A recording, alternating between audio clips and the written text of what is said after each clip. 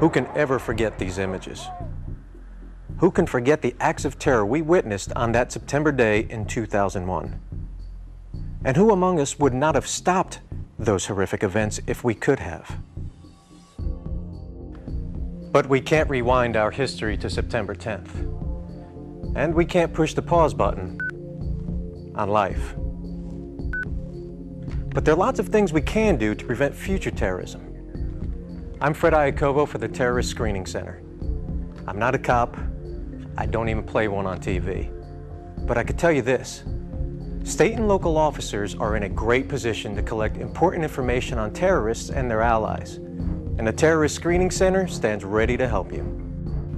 Before TSC was created in December 2003, the cop on the street had no way of knowing if someone he'd stopped was associated with terrorism. But now, TSC consolidates the terrorist lists of many agencies, and you connect to them automatically through NCIC. Whenever you run an NCIC name check, you connect with TSC, and running any name that's on our watch list will automatically give you a hit and some specific instructions on how to handle that person. Depending on which category he's been designated, what you should do ranges from clap him in irons to let him walk. Category 1 is for the baddest of the bad.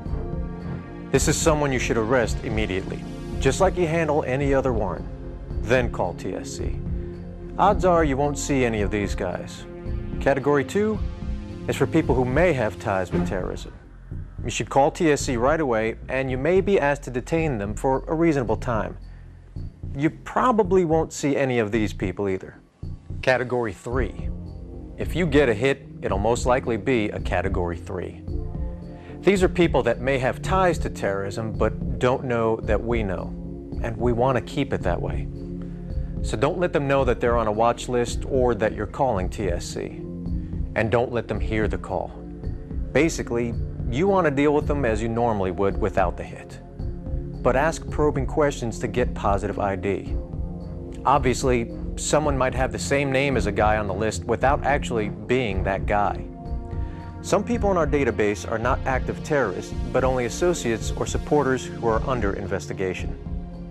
You are the nation's front line in the fight against terrorism. If a terrorist gets into our country, what law enforcement officer is most likely to run into him first? You are. You get up close and personal with more people in this country than anyone else. Through your eyes, counterterrorism agencies of America can see and detect terrorist threats long before a deadly act unfolds. Let's look at a couple likely examples. This officer has just stopped this driver for driving 55 in a 40-mile-an-hour zone. He ran the car's plate before approaching, then got the driver's license and car registration. When he ran him through NCIC, the driver's name gave a Category 3 hit from TSC saying he might be connected to terrorism. So how does our officer handle the news? The way you should. Watch. Of the Stafford County Sheriff's Office. Is this the Terrorist Screening Center? Yeah, I just made a traffic stop and the driver's name gave a Category 3 hit through NCIC. I was advised to call you. And that's the name of that song.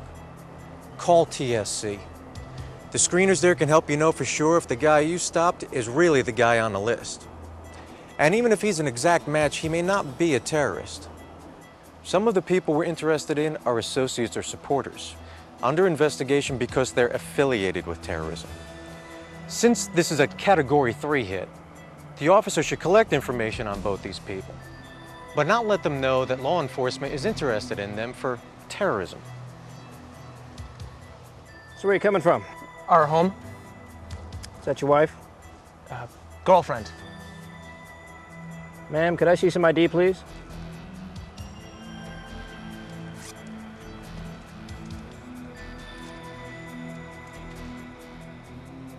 Thank you. Next step, run the passenger's name. Go ahead, 217. Name check on Kovac, Kilo Oscar Victor, Alpha Charlie Kilo, Karen, common spelling, DOB 1983-0409.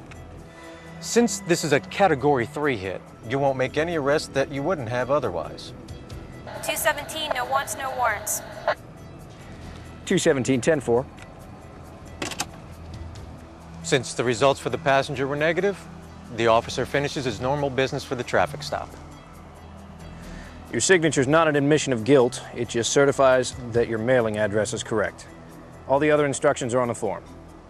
Of course, he's going to keep his eyes open for anything interesting or unusual in the car. That would include cameras, binoculars, video equipment, GPS, maybe things like sleeping bags that suggest they're living out of the car. With the stop concluded and the suspects on their way, the officer will talk to the terrorist screening center once again. This time, he'll give them all the info we gathered on the car and the two people. And TSC may connect them with CT Watch as well. And with that, he's done. Now let's take a look at another call where you might meet someone on the list. The suspicious person call. See way down there? There's a woman taking photos of the dam. Someone called 911 and reported a suspicious person. Our officer took the call and is just arriving on the scene.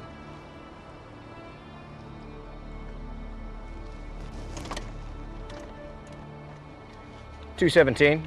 217. I'm at the Smith Lake Dam. I have a white female in her 20s taking photos near the spillway. 10-4, 217.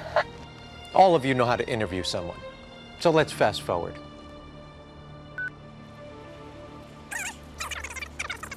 We'll pick it up after he's heard her story and gotten her ID. Lima Alpha November, Alpha Tango Alpha. First name Maria, middle initial A, DOB 1977, 0713, 1977, 0713. As you guessed, she's gonna be a Category 3 hit. And since it's very important that we don't let her know that we know, both the dispatcher and the officer need to make sure she doesn't hear the radio traffic.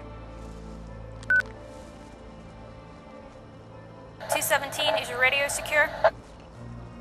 Stand by. If I could ask you to wait right here, please. Sure.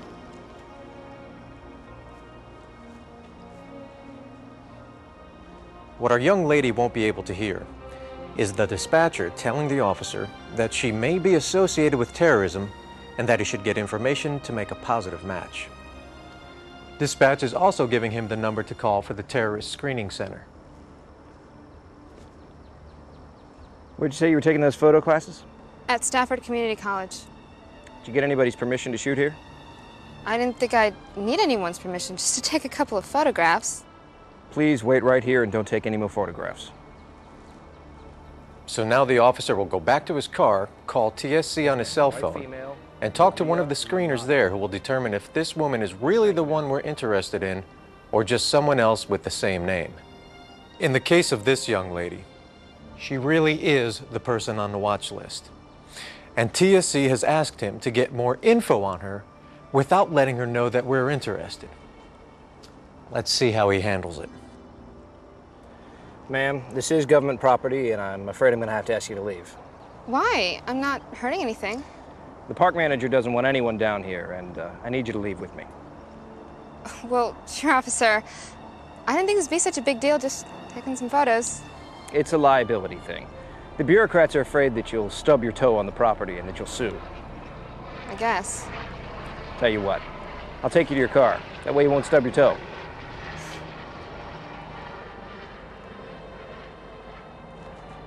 Nice camera. Thanks.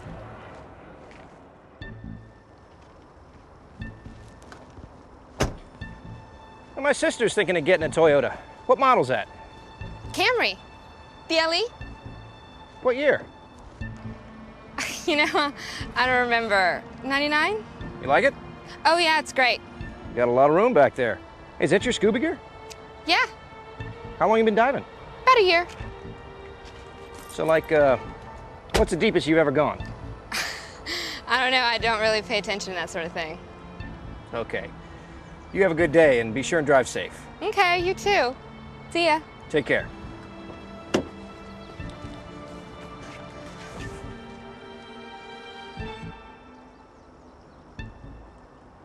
Because our officer handled this encounter correctly, our photographer is on her way thinking she won this one. In reality, we just gained some valuable intelligence. By feigning a personal interest in her car, he got a good look at it and her possessions without alerting her. Now he's calling TSC at this number. You might want to keep it handy yourself. Hello? Yes, this is Deputy Chappell, the Stafford County Sheriff's Office. I have some additional information for you on a Maria Lanata. Yeah, she had some scuba gear in the back of her car and said she was a diver, but she didn't seem to know the first thing about diving. Also, I don't think the diving gear was hers. We don't need all the details. Yeah, same thing about the car, too. I also saw... He'll give TSC info about the car. He'll also give him details about the scuba gear and other things he saw inside. And if the car comes back registered to someone else, well, that's yet another connection that'll be valuable to know. So there you have it. Simple, everyday encounters. No bombs, no guns, no chemical agents, but a few more pieces added to the terrorism jigsaw puzzle. And with the teamwork of local, state, and federal law enforcement, we have an excellent opportunity to see the picture and solve the puzzle before these terrorists can strike again. For the Terrorist Screening Center, I'm Fred Iacovo. Thank you for watching, and stay safe.